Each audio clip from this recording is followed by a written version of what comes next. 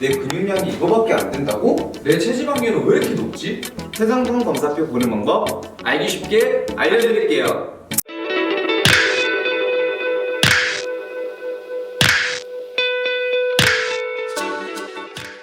안녕하세요. 피지컬 뷰티즘 트레이너 최대환 최호정입니다. 자, 오늘은 체성분 검사표에 대해서 설명을 해드리는 시간을 한번 가져보도록 할 텐데요. 네, 체성분이란 말 그대로 이제 대부분 잘못 알고 계신 부분이 있는데 인바디 검사해야 된다. 인바디는 말 그대로 이제 회사의 이름을 칭하는 부분이고 저희는 이제 체성분 검사를 해야 된다. 이게 이제 정확한 부분이라고 알고 계시면 될 것 같고요. 자, 맨 위에 보면은 이제 체성분 분석이라고 수치가 나와 있는데 체수분부터 하나씩 설명해 줄까요? 네, 체성분 분석에서는 총 크게 4가지가 이루고 있는데 첫 번째가 체수분, 두 번째가 단백질, 세 번째가 무기질, 마지막 네 번째가 체지방량. 이거를 합산을 해서 체중이라고 나타냅니다. 그러면 몸을 이루고 있는 물, 체수분은 뭐죠, 선생? 말 그대로 우리 몸에 있는 수분입니다. 우리 몸에서 70% 이상 정도를 차지하고 있다고 생각을 하시면 되고요. 근육을 만들어주는 단백질은요? 말 그대로 이제 우리 근육에 대한 부분을 합성을 도와주기 위한 부분 중에 하나로서 단백질 꼭 섭취해야 되는 부분이죠. 네. 그러면 뼈를 단단하게 해주는 무기질은요? 무기질은 저희 5대 영양소 중에 하나를 속하고 있는데 무기질이 표준 미달이신 분들 같은 경우에는 질환을 어느 정도 초래할 수 있으니 주의를 해주시고 무기질을 올려주기 위해서는 이제 양파라든지 현미, 당근 이런 부분들을 섭취를 해주시면서 무기질을 올려주셔야 됩니다. 자, 그 다음에 남은 에너지를 저장해놓는 체지방량. 체지방량은 말 그대로 우리 몸에 쌓여있는 지방이라고 생각하시면 됩니다. 네. 그리고 이 모두를 합하면 이제 체중이 나오는 거겠죠? 네, 맞습니다. 자, 그 밑에 보시면은 골격근이랑 지방 분석이 있어요. 이 골격근이랑 지방 분석에서 자, 체중 같은 경우에는 킬로그램 수치로 나와 있고요. 자, 표준 이하, 표준 이상으로 본래 몸무게가 표준에 속하는지 안 속하는지를 판단을 할 수 있고요. 그 다음에는 골격근량. 골격근 양 같은 경우에는 뼈와 뼈 사이에 붙어있는 근육량을 얘기를 하고요. 우리 몸을 움직여주는 역할을 한다고 생각하시면 되는데요. 보통 이제 운동을 하시거나 혹은 하시지 않았을 때 업다운 폭이 큰 수치를 나타낸다고 보시면 됩니다. 그 다음으로 마지막 체지방량. 체지방량은 위에서 앞서 설명해드렸다시피 체내에 있는 지방량을 킬로그램으로 환산하는 수치라고 생각하시면 되시고요. 체중과 마찬가지로 표준 이하와 표준 이상으로 구분이 되셔서 본래 체지방량이 표준인지 표준 이상인지 판단을 하신다고 생각하시면 되세요.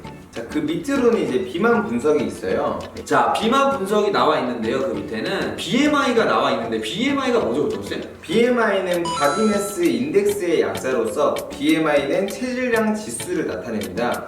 이제 이 체질량 지수는 키와 몸무게에 따른 지표인데요. 이거 같은 경우에는 이제 지표가 너무 높거나 너무 낮은 부분에 대해서 신경을 쓰지 않으셔도 되는 부분이 뭐냐면은 예를 들어서 내가 키가 175에 제가 175예요. 비비. 예를 들어 제 키 175에다가 근육량이 40kg 그리고 체지방량이 20kg 이렇게 있다고 가정하면은 그거에 따른 지표이기 때문에 이게 높게 나오거나 낮게 나오는 거에 대한 부분 염려 안 하셔도 될 것 같습니다. 그러니까 이제 참고적으로만 쓰시고 너무 정확한 그쵸. 수치는 아니라는. 네, 참고 정도 하시면 딱 좋을 것 같습니다. 그 다음에 체지방률이 퍼센테이지로 나와 있네요, 선생님. 네, 체지방률은 이제 퍼센트 바디 팻이라고 해서 내 체지방에 따른 퍼센테이지입니다. 말 그대로 이거 같은 경우에는 일반 남성에 대한 표준 범위는 15% 그리고 여성의 경우에는 23%. 이 부분을 꼭 표준 범위로 알고 계시면 될 것 같아요. 근데 여성분들이 표준이 왜 더 높죠, 선생님? 왜냐하면 일반적으로 여성의 경우에는 가슴 쪽이나 이제 엉덩이 쪽에 지방의 숙적량이 더 많기 때문에 일반적으로 남성보다는 조금 더 높게 나오는 수치가 있습니다. 그리고 그 밑으로 보시면은 부위별 근육 분석과 체지방 분석이 있어요. 자, 부위별 근육 분석 그리고 부위별 체지방 분석이 이렇게 나와 있는데요. 이 수치 같은 경우에는 상하 그리고 왼쪽 오른쪽으로 나눠서 표준 이하, 표준 이상 수치로 구분을 한다고 생각하시면 되는데요. 이 수치 같은 경우에는 몸이 좀 언밸런스 하시거나 맞지 않으신 분들은 다 표준이 아니라 각각 다르게 나올 수 있어서 본인의 밸런스적인 측면이 맞는지 맞지 않는지를 판단하는 표라고 생각하시면 됩니다. 실제로 저희 회원님들도 좌우 대칭이 안 맞으시는 분들은 실제로 근육 분석이나 체지방 분석이 왼쪽 오른쪽이 표준이나 혹은 표준 이하로 언밸런스하게 나오는 경우가 많으시다고 생각하시면 되세요. 네, 이런 부분들도 저희가 실질적으로 기능성 테스트를 진행을 해보면은 한쪽이 확실히 기능이 떨어지는 부분들이 있어요. 그래서 이런 것도 알고 계시면 될 것 같아요.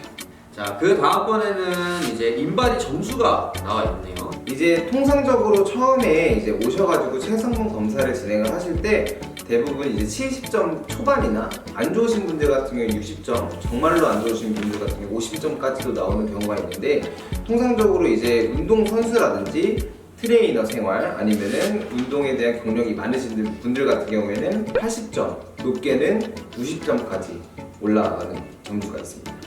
그럼 체중 조절도 밑에 수치가 나와 있는데 요거 같은 경우는 적정 체중이 나와 있네요. 그죠? 네, 이제 보시게 되면은 아시다시피 적정 체중을 맞춰주기 위해서는 체중에 대한 조절을 해주셔야 되는데, 그 중에 지방 조절과 근육 조절을 골고루 배합을 잘 맞춰주셔야 되는데, 이 부분 같은 경우에는 표준 범위 안에까지 달하기 위해서 어느 정도에 대한 부분을 조절을 해야 되는지를 나타내고 있습니다. 그 밑에 보시면 이제 비만 평가가 나와요. 비만 평가 중에 BMI, 체지방률 이렇게 두 가지가 나오는데, 아까 비만 분석에 나왔었죠. 네. 그래서 BMI가 표준인지 아니면은 체지방률이 비만인지 경도 비만인지 체크하는 부분이고요. 그 밑에는 이제 복부 지방률.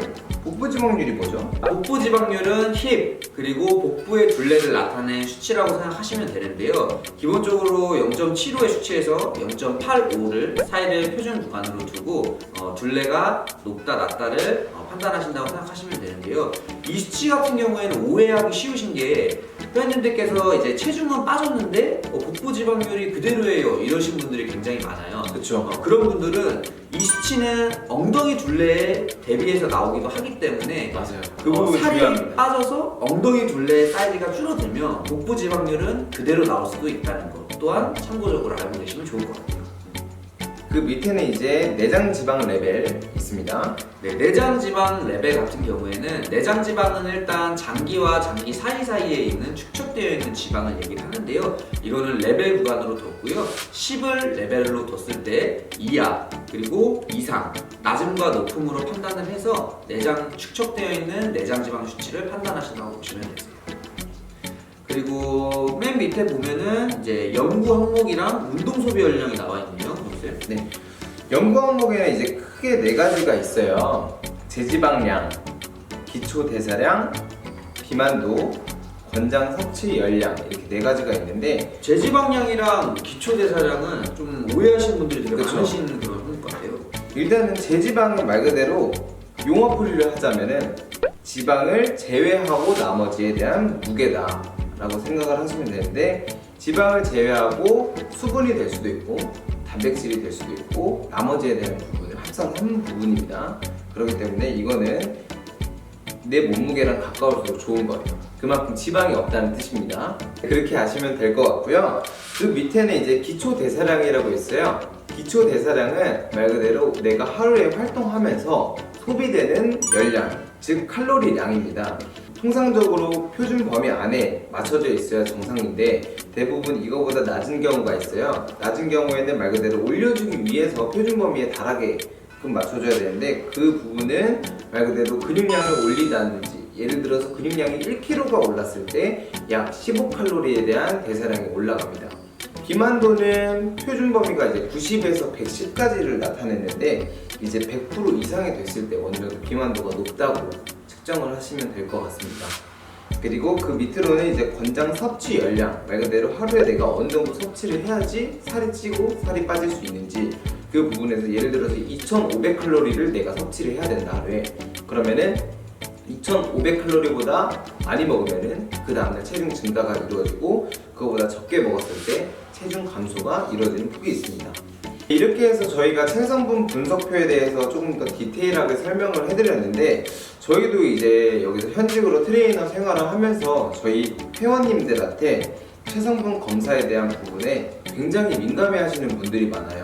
수치가 낮아져서 우울하거나 수치가 갑자기 높아져서 굉장히 좋아하거나 맞아요. 이런 부분들이 있는데, 이거는 이제 어느 정도 기계로 환산한 수치에 불과하기 때문에 그냥 어느 정도 참고사항으로 하시면 될 것 같고, 이거보다 또 정밀하게 검사를 할 수 있는 덱사라는 기기가 있습니다.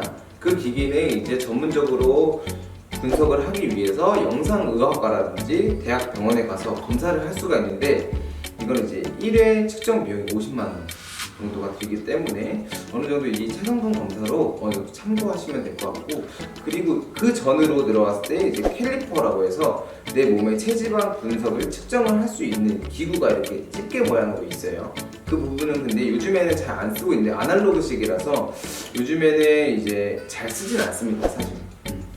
제가 한 가지 팁을 드리면, 인바디가 사실은 유효율이 60%에서 70% 정도밖에 안 되기 때문에 정확하진 않아요. 그러면은 뭘 보고 내 몸을 변화를 판단을 하시면 사진을 찍으시면 돼요. 같은 장소랑 같은 밝기로 해놓으시고 사진을 일주일 간격으로 찍어 보시면 본인이 어디 라인이 들어가고 살이 빠지고 있는지가 조금 판단이 되실 거예요. 그래서 이것도 간단하게 한 팁으로 알고 계시면 괜찮을 것 같아요. 이 영상에 도움이 되셨다면 좋아요, 구독 부탁드립니다. 감사합니다.